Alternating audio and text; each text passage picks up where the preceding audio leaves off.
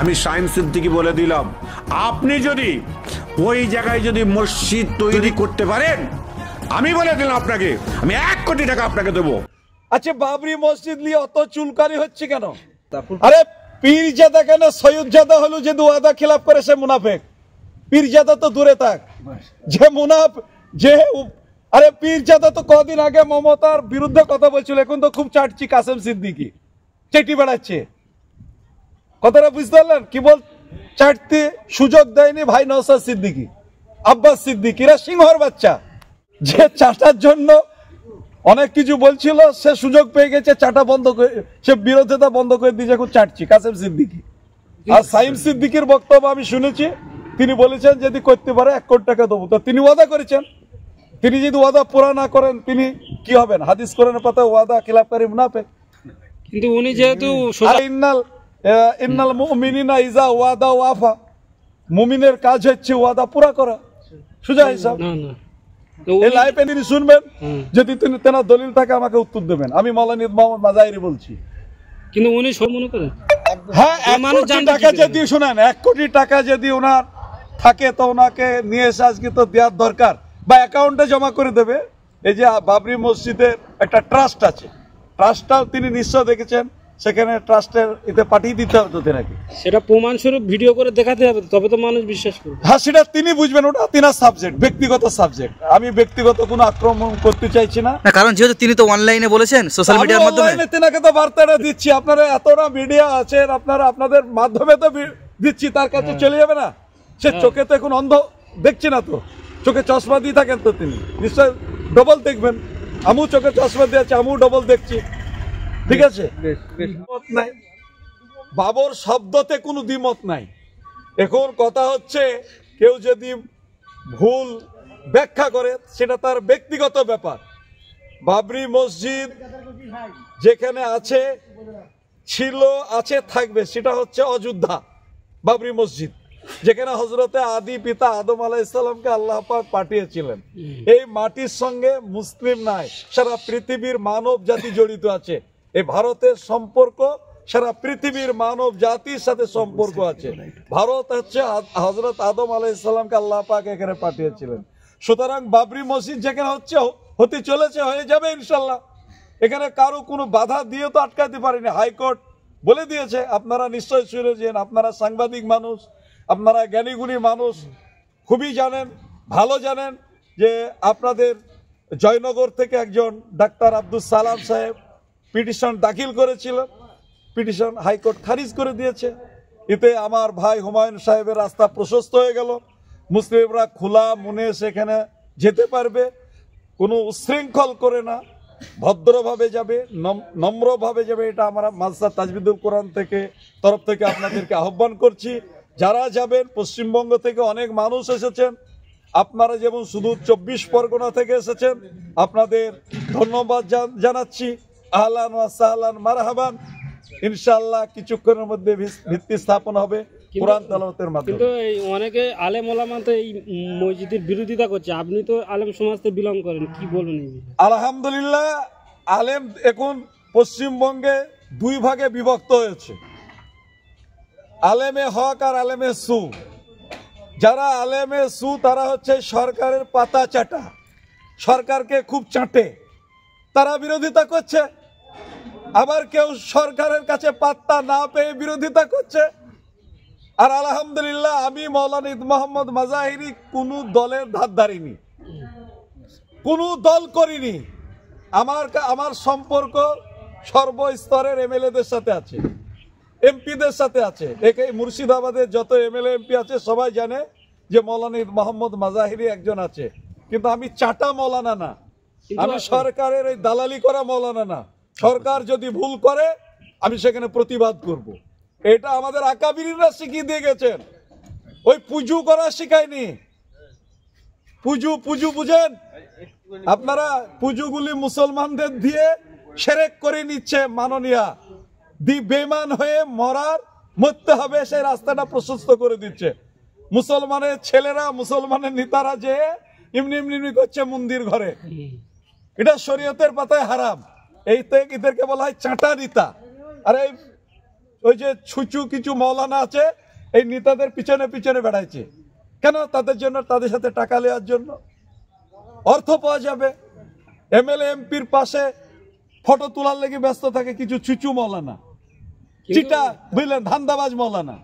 এগুলি আমার প্রয়োজন হয় না। আমার মাসা আল্লাহ চালায়, জনগণের দানে চলে। কিন্তু আমরা দেখেছি যে পাচ্ছেন কোথা থেকে। আরে আমার সাউথ সরকারের বিরুদ্ধে কথা বলছি না, এটা তারা ভুল করছে। সরকার যদি ভুল করে আমার বলার অধিকার নাই। সরকারের বিরুদ্ধে কথা বলছি না, সরকারকে সংশোধন করাবার জন্য বলছি। যে ওয়াকফ নিয়ে মাননীয় যে আমাদেরকে অনেক কিছু বলে গিয়েছিলেন মুর্শিদাবাদ এসে, আপনাদের ওয়াকফ নিয়ে কোনো চিন্তা নাই। কিন্তু আমি একটা, আমার কাছে রেকর্ড আছে, আপনার 1 নম্বর খতিয়ানে আমাদের রেজিনগরে একটা কবরস্থান কালেক্টর হচ্ছে তার তত্ত্বাবধানে থাকবে। কালেক্টর যদি তার তত্ত্বাবধানে থাকে, ডিএম এর তত্ত্বাবধানে যদি কবরস্থানগুলি সব চলে যায়, তাহলে মুসলমানদেরকে সরকারের সাথে অনুমতি নিয়ে মাটি দিতে হবে। যেটা লন্ডনে হয়, টাকা দিয়ে কবর কিনতে হয়, এই বাংলাদেশে হয় কবর কিনতে হয় দিয়ে তারপরে মাটি দিতে হয়। সেই অবস্থা চলে আসছে। বুলডার দিয়ে যদি বিজেপি সরকার এখানে এসে যায়, বুলডার দিয়ে সব ধূলিসাৎ করে দেবে। এটা আমাদেরকে ভাবতে হচ্ছে যে আলেমরা জেগে ঘুমাচ্ছেন, অন্যায় করছেন। অনেক আলেম মুখ খুলেছেন এই সময়, আলহামদুলিল্লাহ। আমি একা কেন খুলবো, অনেক আলেম খুলেছেন। যদি কেউ সরকারকে খুবই তুষামুদ করে, সে ভুল করবে। সরকার আমাদের মুসলমান জাতির জন্য কোনো উপকার করেনি। এটা মুর্শিদাবাদ অধ্যুষিত জেলা, সেখানে একটা পূর্ণাঙ্গ বিশ্ববিদ্যালয় নাই। এখানে মুসলমানদের কোটা যেটা এ বি ছিল ওবিসিতে, সেটা এই সরকার বাতিল করে দিয়েছে। এখন তো চাকরি মুসলমানদের নাই। ব্রিটিশ পিরিয়ড থেকে নিয়ে কংগ্রেসের যতদিন দেশ চালিয়েছে, মুসলমানদের উপকার করে গেছে কংগ্রেস। 28% চাকরি ছিল কংগ্রেস পিরিয়ডে। বামরা 35 বছর তাদের অপশাসনে 35 বছর চালানোর পরে মুসলমানদের চাকরি 2% এসেছিল। যখন সাচার কমিটি রিপোর্ট দিল, তখন তড়িঘড়ি বামেরা একটু নড়ে বসলো। বসার পরে তারা চিন্তা ভাবনা করলো যে মুসলমানদের জন্য একটা সংরক্ষিত ওবিসি করলে ভালো হয়। সে ওবিসিটা বামরা করে গিয়েছিল। এখন বর্তমানে 1% মুসলিমদের চাকরি। এখানে উন্নতির জোয়ার বয়ে গেছে বললে হবে না। রাস্তায় হাঁটা যাচ্ছে না, আপনারা দেখতে পাচ্ছেন। এখানে মাছ ছাড়া যাবে এই মাদ্রাসার সামনে। রাস্তাঘাটের পরিস্থিতি দেখছেন, কোন রাস্তা কোন জেলাতে কোথায় ভালো আছে, হাজারে হাসা। কিন্তু ফিরাদ হাকিম তো সেইটাই বলছিল যে আরে ফিরাদ হাকিমকে আমরা মুসলমান বলে কিছু মনেই করি না। ও তো কালী পুজো করা মুসলমান, ও তো মূর্তি পুজো করা মুসলমান। ওকে আমরা আলেম সমাজ ওকে মুসলমান বলে মনেই করে না। তিনি তো একাধিকবার হজ করেছেন। তিনি তো হজ করলে মুসলমান হওয়া যায় নাকি? হজ করলে মুসলমান হওয়া যায়? শিরক করলে তাকে তো ফের কলমা পড়তে হবে। শিরক করলে তাকে কলমা পড়তে হবে। বাবরি মসজিদ হচ্ছে না, এলাকার সাধারণ মানুষ 100% খুশি। বাবর হচ্ছে একটা, যারা মুঘল বাদশাহ ছিলেন তারা দেশকে লুটিয়ে তো যাননি, তারা দেশকে তৈরি করে গেছেন। আচ্ছা, বাবরি মসজিদ নিয়ে অত চুলকানি হচ্ছে কেন? আপনার তাজমহল নিয়ে চুলকানি হচ্ছে। তাজমহলে সেখানে তো কোটি কোটি টাকা ইনকাম হয়। ওটা কে তৈরি করেছে? তাজমহল মুসলিমরা করেছে। তাজমহল কে করেছে ভাই? মুসলিমরা করে গেছে তো। আচ্ছা, তারপরে লাল কিল্লাকে কারা করে গেছে? মুসলিমরা করে গেছে। তাহলে বাবর সেই সময় রাজা ছিলেন, মীর বাকি মসজিদ তৈরি করেছে। কি মীর বাকি মসজিদ তৈরি করে গেছে। বাবরি মসজিদ সেই স্থান নিয়ে অ্যালার্জি আছে। সেখানে রামের জন্ম হিন্দুরা বলছে, সেখানে আস্থার প্রতি বিচার দিয়েছেন মহামান্য বিচারপতি সুপ্রিম কোর্টের। আমরা তো মুসলমানরা ওই সম্বন্ধে কোনো কথাই বলিনি। এখন বর্তমানে বাবরি মসজিদ সারা ভারতের যে কোনো জায়গায় করতে পারে।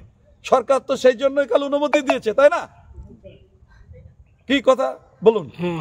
কিন্তু একাধিক মহারাজ হিন্দু পণ্ডিত তারা বলছেন যে বাবর তিনি যখন ওই যে বাবরি মসজিদ তিনি করেছেন, তখনকার সময় তিনি জোরপূর্বক দখল করে ওটা নাকি করেছে, এমনটাই তারা শোনেন। মুসলমানরা যদি জোর করে কিছু করতো, 800 বছর দেশ চালিয়ে গেছে, তাহলে এই দেশে কোনো অমুসলিম থাকতো? এই দেশে কোনো অমুসলিম থাকতো? আপনি যে কথা বলছেন যে বাবররা জোর করে হিন্দুদেরকে মুসলমান করেছে, এটা ভুল কথা। হিন্দুদেরকে মন্দির তৈরি করে দিয়েছেন আমাদের মুসলমানরা। যেমন টিপু সুলতান মন্দির তৈরি করে দিয়েছে হিন্দুদের। যত রাজা ছিল তারা সকলে হিন্দুদেরকে ভালোবেসে গেছে। আমি এতটুকু জানি, হিন্দুদের ওপর অত্যাচার কিছু করিনি। আজকে যে টাকা নিয়ে আমরা বেড়াই সেটা তো লালকেল্লার আছে না, ফটো আছে, দেখেছেন টাকাতে? সে টাকাটা তো আমরা নিয়ে বেড়াই, তা লালকেল্লাটা হটিয়ে দিলেই তো হয়। তাহলে মুসলমানদের স্মৃতি ছিল, আছে, থাকবে। বাবরি মসজিদ সুন্দরভাবে হয়ে যাবে। আমি মুসলমান যারা আসবেন আমার ভাইজানদেরকে বলবো, আমার আব্বাজানদেরকে বলবো, আপনারা সুন্দরভাবে সেখানে যাবেন, দোয়া করবেন আল্লাহর ঘর তৈরি করার জন্য। দাদা এই সর্ব একটি তিনি কটাক্ষ করে এই কথা বলেছিলেন। দেখেন, তিনি যদি কটাক্ষ করে থাকেন, আজকে বেলা 12টার সময় তিনিও দেখতে পাবেন সোশ্যাল মিডিয়ায়, তাই না? তার কটাক্ষ জবাব জনগণ দেবে। বলুন, তিনি একজন আলেম মানুষ, যদি ওয়াদা করে থাকেন তাহলে নিশ্চয় দেবেন, আর যদি ওয়াদা ভঙ্গকারী তো মুনাফেক। তিনি মশলা জানেন তো। তিনি তো পীরজাদা। আরে পীরজাদা কেন, সৈয়দজাদা হলো যদি ওয়াদা খিলাফ করে সে মুনাফেক। পীরজাদা তো দূরে থাক, যে আরে পীরজাদা তো কদিন আগে মমতার বিরুদ্ধে কথা বলছিল, এখন তো খুব চাটছি কাসেম সিদ্দিকি, চেটি বেড়াচ্ছে। কথাটা বুঝতে পারলেন? কি বল চাটতে সুযোগ দেয়নি ভাই নওশাদ সিদ্দিকি, আব্বাস সিদ্দিকিরা সিংহর বাচ্চা,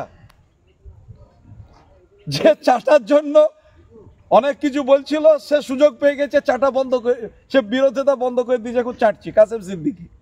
আর সাইম সিদ্দিকির বক্তব্য আমি শুনেছি, তিনি বলেছেন যদি করতে পারে 1 কোটি টাকা দেবো। তো তিনি ওয়াদা করেছেন, তিনি যদি ওয়াদা পুরা না করেন তিনি কি হবেন? হাদিস কোরআনের পাতা ওয়াদা খিলাফকারী মুনাফিক।